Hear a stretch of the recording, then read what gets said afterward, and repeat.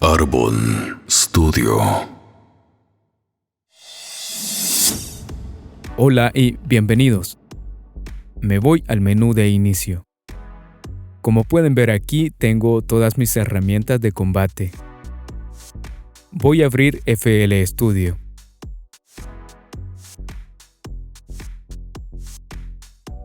Ya estamos dentro de FL Studio. Estoy utilizando la versión 2024. Me aparece esta ventana que es una novedad en esta versión, pero más adelante vamos a ver cómo configurarla. Me voy a Option, hago clic en Audio Settings. Lo primero que vamos a configurar son los dispositivos de entrada y salida de audio. Hago clic en esta pestaña. Como pueden ver aquí, nos aparecen todos los dispositivos de audio compatibles con FL Studio. Tenemos dos grupos principales, Direct Zone y ASIO. Nos vamos a olvidar por completo de los dispositivos Direct Zone. Estos dispositivos utilizan los drivers genéricos que vienen incorporados por defecto en nuestro sistema operativo. Tienen mucha latencia y problemas a la hora de reproducir un proyecto en tiempo real. Nos vamos a concentrar en los dispositivos ASIO. Estos dispositivos utilizan los drivers ASIO permitiéndonos trabajar a niveles de latencia muy bajos con la mayor calidad posible. En mi caso tengo 3 dispositivos ASIO. Los drivers ASIO de FL Studio, driver ASIO genéricos de Steinberg y los drivers ASIO de Voicemeeter Banana. Si tu interfaz de audio tiene driver ASIO, puedes trabajar con FL Studio sin ningún problema. En mi caso, mi interfaz de audio ya es un poco viejita y no tiene driver ASIO. Por esa razón, utilizo los drivers ASIO de Voicemeeter Banana. Pero para este video voy a trabajar con los drivers ASIO de FL Studio. Selecciono los drivers ASIO de FL Studio. Como pueden ver aquí, ya cambió el panel del buffer. Lo siguiente que vamos a hacer es configurar el sample rate. Vamos a trabajar a 48.000 Hz de sample rate. Si revisamos estos datos, en resumen nos dice que FL Studio está trabajando a 48.000 Hz de sample rate y a 32 bits de profundidad. FL Studio trabaja internamente a 32 bits de profundidad. Es un parámetro que no podemos configurar. Este es un dato muy importante para tenerlo siempre en cuenta. Vamos a configurar el tamaño del buffer. Hago clic en este botón. Nos aparece esta ventana. FL Studio por defecto trabaja con un tamaño de buffer de 512 samples. ¿Cómo funciona el tamaño del buffer y por qué es importante? FL Studio va a procesar 512 samples de nuestro proyecto antes de reproducirlos en tiempo real y que nosotros podamos escucharlos. Como podemos ver aquí, nos indica que con este tamaño de buffer nos va a dar una latencia de 11 milisegundos, que realmente son imperceptibles. Pero esto depende de las capacidades de nuestro ordenador. Si por alguna razón tenemos problemas, podemos aumentar el buffer a un máximo de 1024 samples, que nos da una latencia de 22 milisegundos. Siguen siendo un poco imperceptibles, pero con proyectos muy complejos puede llegar a ser un problema. Si trabajamos con un tamaño de buffer mucho mayor, vamos a tener muchos problemas de reproducción en tiempo real, y esto nos va a afectar a la hora de tomar decisiones en el proceso de mezcla. Yo trabajo a 512 samples de tamaño de buffer y nunca he tenido problemas. Podemos trabajar con un tamaño de buffer mucho menor. En FL Studio el mínimo es de 256 samples, pero hay que tener en cuenta que va a utilizar más recursos de nuestro ordenador. Ahora que ya sabemos cómo funciona el tamaño del buffer, lo dejamos en 512 samples. Lo siguiente es configurar las entradas y salidas de audio.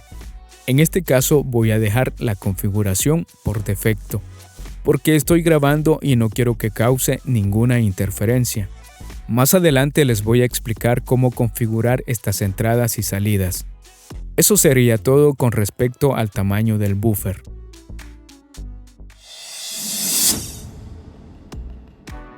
Lo siguiente es configurar la opción Priority. Podemos configurarla de tres maneras. Por defecto está en normal. Yo la configuro a Highest. ¿Qué función cumple esta opción? Esta opción le está indicando al sistema operativo, en este caso Windows, que le asigne la mayor cantidad de recursos, memoria RAM, procesador y almacenamiento a FL Studio, por encima de las demás aplicaciones que estén corriendo en el momento en que estemos trabajando con FL Studio. Nos vamos a la siguiente opción, Play by Tracking. Esta opción controla los recursos de la reproducción en tiempo real de nuestro proyecto. Esta opción podemos configurarla de tres maneras: Drivers, Hybrid y Mixer. Si nuestra interfaz de audio tiene drivers dedicados, es recomendable utilizar la opción Drivers para una mejor reproducción. En mi caso, mi interfaz no tiene drivers dedicados, así que usaré la opción Mixer. De esta manera, FL Studio utilizará los recursos disponibles de mi ordenador para una mejor reproducción en tiempo real. La siguiente opción que vamos a configurar es Resampling Quality. Por defecto está en 24.5. Yo la configuro a 32.5. Esta opción controla la tonalidad y la calidad del audio en tiempo real cuando nosotros estiramos o encogemos una muestra de audio. En el manual nos dice que podemos trabajar con un máximo de 128.5. porque esta opción utiliza muchos recursos de nuestro ordenador para mantener el tono y la calidad del audio. Lo dejamos en 32.5. De esta manera obtenemos calidad y un buen rendimiento. Y así hemos terminado toda la configuración de audio de FL Studio. Con esto logramos un máximo rendimiento, la mejor calidad de sonido. Además, logramos que FL Studio, el sistema operativo y los diferentes dispositivos de audio externos se comuniquen a la misma velocidad, evitando problemas de latencia. Me voy a la pestaña File. Me voy a concentrar en esta opción, Browser Extra Share Folders. Desde aquí puedo agregar cualquier carpeta al browser de FL Studio. Por ejemplo, voy a agregar mi carpeta de proyecto. Hago clic en este icono, me voy a mi disco de proyectos y voy a agregar esta carpeta. La selecciono y la agrego al browser de FL Studio. Como pueden ver aquí, ya se agregó. En esta carpeta tengo algunas librerías de sonido. De esta manera podemos agregar todas las carpetas necesarias para trabajar en nuestro proyecto. Para eliminarla, simplemente hacemos clic derecho sobre el nombre y seleccionamos Clear. De esta manera hemos limpiado el directorio de nuestra carpeta. Simplemente cierro esta ventana y, como pueden ver aquí, ya desapareció la carpeta. Me voy de nuevo a File Settings y agrego mi carpeta porque me va a servir más adelante. Esa es toda la configuración inicial que hago en FL Studio para poder trabajar de una manera más profesional. Por último, me voy a la pestaña About. Les quiero mostrar una información muy importante. Estoy utilizando FL Studio 2024 Producer Edition. Como pueden ver, estoy registrado, aquí está mi licencia. Tengo que agradecer infinitamente a ImageLine por darme la oportunidad de compartir con todos ustedes estos conocimientos. Cuando se está iniciando es muy difícil adquirir una licencia de FL Studio. Esta versión de FL Studio anda alrededor de los $200. Para iniciar en el mundo de la producción musical considero que está muy completa. Tiene todas las herramientas necesarias para desarrollar un proyecto completo.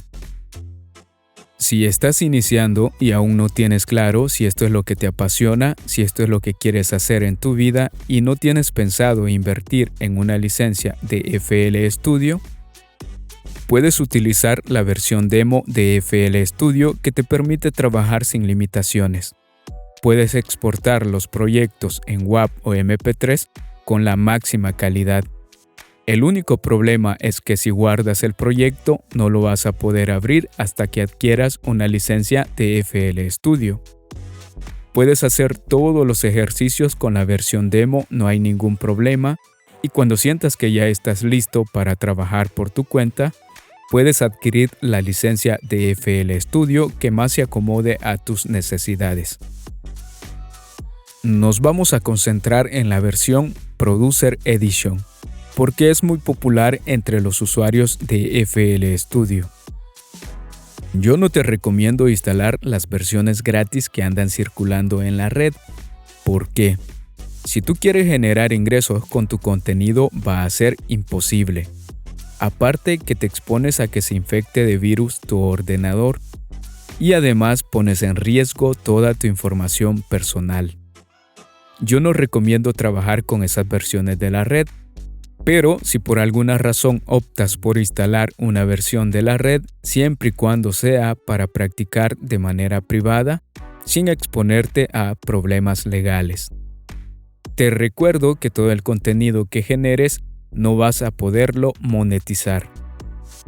Si tú compras una licencia de FL Studio, automáticamente se abren muchas puertas, muchas oportunidades para poder generar ingresos con tu contenido. No me preguntes cómo pasa porque solo sé que pasa. Y con esto termino este video. Nos vemos hasta la próxima. No olvides suscribirte a nuestro canal.